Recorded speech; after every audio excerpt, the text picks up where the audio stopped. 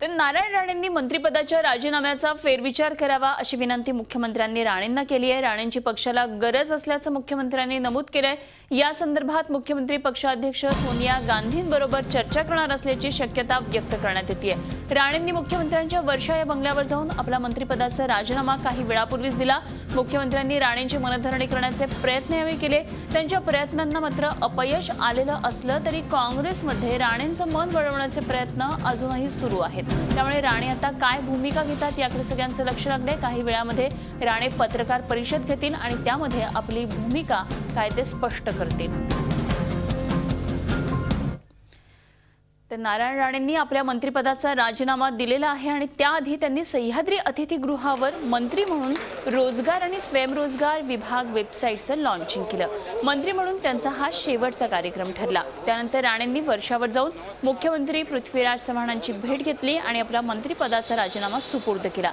त्यानंतर ते आपल्या निवासस्थान ज्ञानेश्वरीकडे रवाना झाले। सकाळपासून नेमकं काय काय झालं राणेंच्या बाबतीमध्ये त्याची घडामोड आपल्याला दिसतेय। सगळ्यात पहिल्यांदा त्यांनी सह्याद्री अतिथीगृहात जाऊन एका वेबसाईटचं लॉन्चिंग केलं। त्यानंतर ते लगेचच वर्षा या मुख्यमंत्र्यांच्या निवासस्थानी गेले, तिथे आपला राजीनामा दिला आणि तिथून निघाले आणि ज्ञानेश्वरी या त्यांच्या शासकीय निवासस्थानी पोहोचले।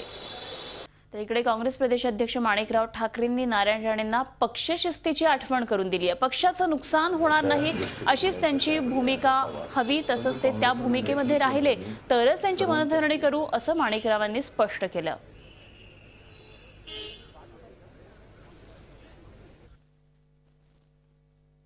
काही गोष्टी त्यांची नाराजी आहे ती स्पष्ट केली आहे त्यांनी, तशा प्रकारचं सर्वांनाच माहिती आहे।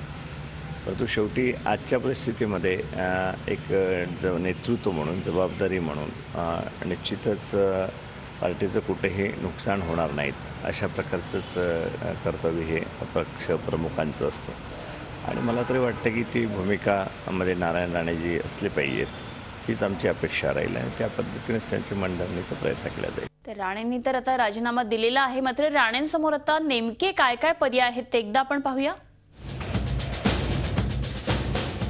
राणेंसमोरचे पर्याय म्हणजे एक तर त्यांनी आता मंत्रिपदाचा राजीनामा दिलेला आहे, आता त्यानंतर ते काँग्रेसमध्येच राहणं पसंत करतील।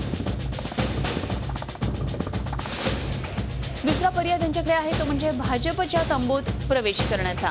तर तिसरा अन्य पर्यायांची राणेंकडून चाचपणी होऊ शकते।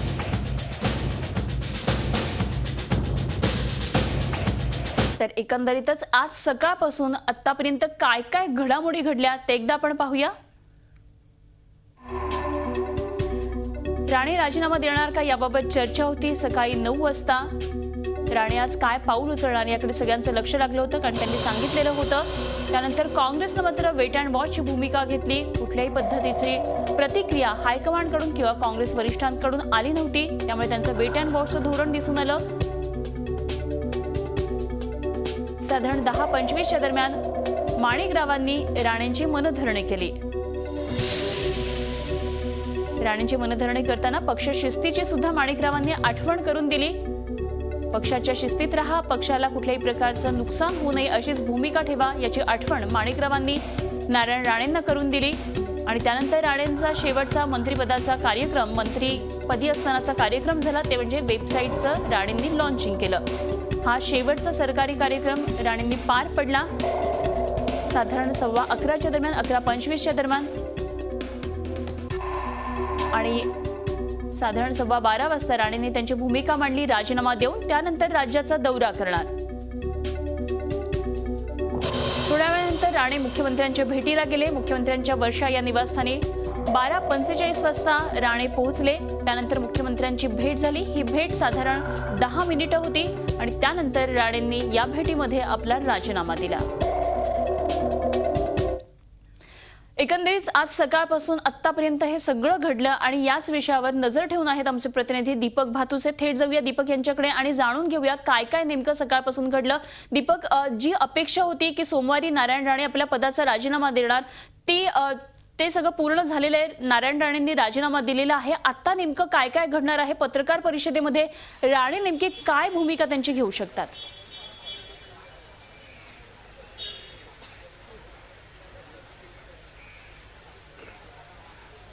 अनुपमा, याच संदर्भात खरं तर उत्सुकता की नारायण राणे पत्रकार परिषदेत काय भूमिका मांडणार, कारण यापूर्वी राणेंनी गेल्या 3 दिवसात जो कोकणचा दौरा केला त्या दौऱ्यामध्ये जर आपण बघितलं तर राणेंनी स्पष्ट संकेत दिले होते की आपण मुख्यमंत्र्यांना या सगळ्या प्रकरणात टार्गेट करत आहोत आणि आजच्या पत्रकार परिषदेमध्ये राणे मुख्यमंत्र्यांना टार्गेट करणार हे स्पष्ट आहे.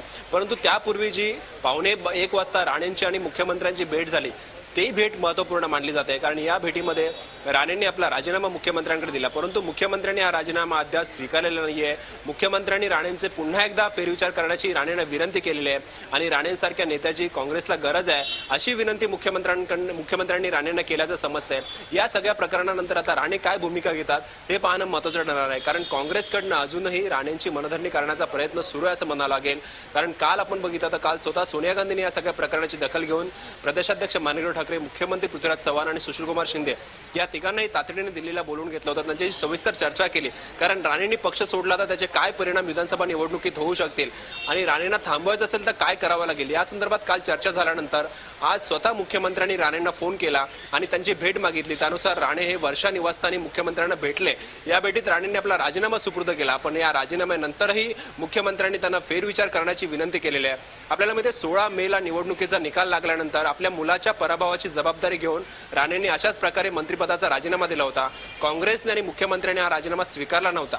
त्याच्यानंतर राणेंची मनधरणी करण्यात आली, राणेंचं मन वळवण्यात आलं. राणे सुरुवातीचे काही मंत्रिमंडळ बैठकीला गैरहजर राहिले, परंतु राणेंनी नंतर पुन्हा एकदा सक्रिय कामास सुरुवात केली आणि आता पुन्हा एकदा राणेंनी बंडाचा निशाण उघडल्यानंतर पुन्हा एकदा काँग्रेसने राणेंचं मन वळवण्याचा प्रयत्न केलाय. आता प्रश्न असा आहे की काँग्रेसकडून आणि मुख्यमंत्र्यांकडून राणेंचा राजीनामा स्वीकारला जातो का? राणे सध्या तरी आपल्या राजीनाम्यावर ठाम आहेत आणि राणेंच्या निकटवर्त्यांकडून जे सांगितलं जात आहे त्यानुसार राणे सध्या काँग्रेसमध्येच राहणार आहेत आणि आता पत्रकार परिषदेमध्ये ते या संदर्भात आपली भूमिका जाहीर करतील आणि येत्या 1-2 दिवसामध्ये ते राज्याचा दौरा करणार आहेत. राज्यातील काँग्रेसच्या नेत्यांबरोबर, कार्यकर्त्यांबरोबर चर्चा करणार आहेत आणि त्यानंतर साधारणतः राणेंचं पुढचं पाऊल काय असेल ते आपल्याला स्पष्ट होईल. राज्याचे उद्योगमंत्री आणि कोकणातले काँग्रेसचे नेते नारायण राणे यांनी काही वेळापूर्वी मुख्यमंत्र्यांकडे आपल्या पदाचा राजीनामा दिला. नेमक्या यापुढे काय घडामोडी घडणार आहेत, राणे नेमकी काय भूमिका घेणार आहेत हे काही वेळामध्ये स्पष्ट होईल. मात्र यावर बोलण्यासाठी आमचे प्रतिनिधी दीपक भातुसे सध्या आपल्या बरोबर आहेत. दीपक, मगाशी आपण बोलत होतो त्याप्रमाणे आता राजीनामा दिल्यानंतर पत्रकार परिषदेमध्ये नारायण राणे त्यांची भूमिका स्पष्ट करतील, मात्र त्यानंतर राज्याचा दौरा ते करणार आहेत. काय नेमकं या दौऱ्यामध्ये ते करणार आहेत? काही वेगळ्या पर्यायांची ते चाचपणी करणार आहेत का? अनुपमा, 3 दिवसांपूर्वी जेव्हा राणेंनी गुरुवारी साधारणतः आपण सोमवारी राजीनामा देणार असल्याचं जाहीर केल्यानंतर ते कोकणच्या दौऱ्यावर निघून गेले होते आणि या सगळ्या कोकणच्या दौऱ्यावर त्यांनी आपल्या तिथल्या काँग्रेसच्या कार्यकर्त्यांची भेटीगाठी घेतल्या आणि या सगळ्या दौऱ्यामध्ये त्यांनी प्रामुख्याने टार्गेट ठेवलं ते उद्धव ठाकरे आणि शिवसेना. काँग्रेसवर त्यांनी थेट टीका केलेली नाही आहे. त्यांनी टीका केली ते केवळ फक्त आपल्याला मुख्यमंत्री करण्याचा शब्द काँग्रेसने पाळला नाही इथपर्यंत ही टीका सीमित होती. 2008 साली ज्यावेळेला राणेंनी अशा प्रकारे बंड केलं होतं काँग्रेसमध्ये त्यावेळेला त्यांनी थेट काँग्रेस संपवण्याची भाषा केली होती. आपल्याला त्यावेळेचे राणेंचे शब्द आठवत असतील तर काँग्रेस माझा 1 नंबरचा शत्रू आहे अशा प्रकारची भाषा 2008 साली राणेंनी केली होती. परंतु आज राणे त्या तुलनेत प्रचंड सौम्य आहेत. कोकणच्या कुठल्याही दौऱ्यामध्ये त्यांनी काँग्रेसवर थेट टीका केलेली नाहीये.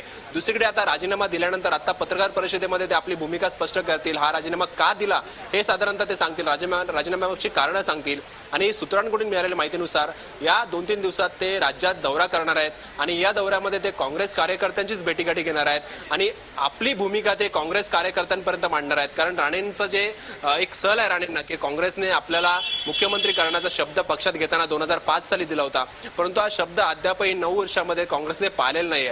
ही सल कुठेतरी त्यांना सारखी बोचते आणि त्याच्यातूनच त्यांनी हा बंडाचा झेंडा दुसऱ्यांदा उगारलेला आहे. 2008 साली हे बंड अधिक आक्रमक होतं, काँग्रेस विरोधात होतं, परंतु आता कुठेही तसं काँग्रेस विरोधात ते दिसत नाहीये. त्यामुळे राणे सध्या तरी काँग्रेसमध्ये राहणार.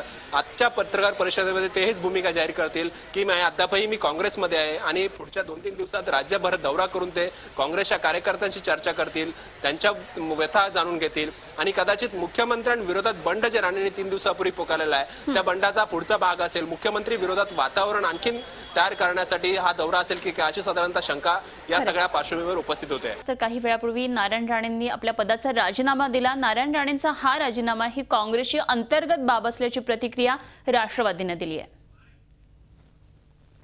एखादा आमदाराला मंत्री होण्याचे अधिकार नसते, पण मंत्री केल्यानंतर राजीनामा देण्याचे अधिकार त्यांच्याकडे असतंच आहे. राणे साहेब राजीनामा देणार मी असं बोलत राहिलेले होते. आज त्यांनी ते राजीनामा दिलेला आहे. त्याची कारणं काय ते स्वतःच लोकांना सांगू शकत आहे. जी ती कारणं दाखवत आहे त्या बाबतीत आम्हाला काही बोलायचं नाही. त्यांच्या काँग्रेसच्या अंतर्गत हा विषय आहे. पण राजीनामा दिल्यानंतर आता राणेसाहेबच स्पष्ट करतील की त्यांनी का राजीनामा दिलेला आहे. तर जाऊया दीपक भातुसेंकडे. आमचे प्रतिनिधी दीपक, राष्ट्रवादीची ही प्रतिक्रिया तटस्थ राहिली आहे. राष्ट्रवादी काय सांगता येईल, थोडक्यात सांगाल?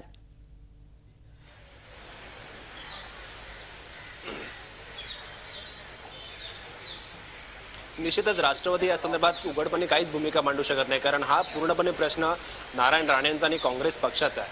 आता खरं तर या सगळ्या प्रकरणात काँग्रेस पक्षाचे, जसं तू मगाशी म्हटलंस की विधानसभा निवडणुकीच्या तोंडावर जर राणेंचा काँग्रेसला किती फटका बसेल, राणेंनी खरोखर जर काँग्रेस सोडली तर निश्चितच विधानसभा निवडणुकीमध्ये काँग्रेससाठी हा मोठा धक्का असेल. कारण राणेंसारखा तगडा नेता या क्षणाला काँग्रेसला गमावणं योग्य होणार नाही. आधीच लोकसभा निवडणुकीमध्ये काँग्रेसच्या कार्यकर्त्यांचं, नेत्यांचं मनोबल हे खच्चीकरण झालेलं आहे आणि हे खच्चीकरण झालेलं मनोबल जर उंचावत असेल तर खरं तर काँग्रेसने एक मोठा कार्यक्रम विधानसभा निवडणुकीसाठी समोर ठेवायला हवा कार्यकर्त्यांच्या आणि नेत्यांच्या.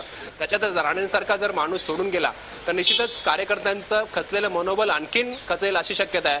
त्यामुळे विधानसभा निवडणुकीच्या तोंडावर राणेंसारखा नेता गमावणं काँग्रेसला परवडणार नाही आणि त्यामुळे राणेंनी काँग्रेस सोडू नये म्हणून काँग्रेसकडनं जे प्रयत्न झालेले आहेत ते आपण बघतोय. गुरुवारी सोनिया गांधींनी त्यांच्याशी चर्चा केली, माणिकराव ठाकरे गुरुवारी रात्री जाऊन त्यांना भेटले, काल दिल्लीमध्ये बैठक झाली, आज मुख्यमंत्र्यांनी त्यांना भेटायला बोलवलं होतं. या सगळ्या प्रयत्नांचा भाग बघता काँग्रेसला राणेंना गमवायचं नाही विधानसभा निवडणुकीच्या तोंडावर हे स्पष्ट आहे. खरं आणि एकंदरीतच हे डॅमेज कंट्रोल करणंच आता काँग्रेसपुढे खूप मोठं आव्हान असणार आहे. दीपक, धन्यवाद दिलेल्या सगळ्या माहितीबद्दल आणि अपडेट्स तुमच्याकडून जाणून घेत राहू. यानंतर या बुलेटिनमध्ये आपण इथेच थांबतोय. पाहत रहा झी 24 तास आणि रहा एक पाऊल पुढे. झी 24 तास रहा एक पाऊल पुढे.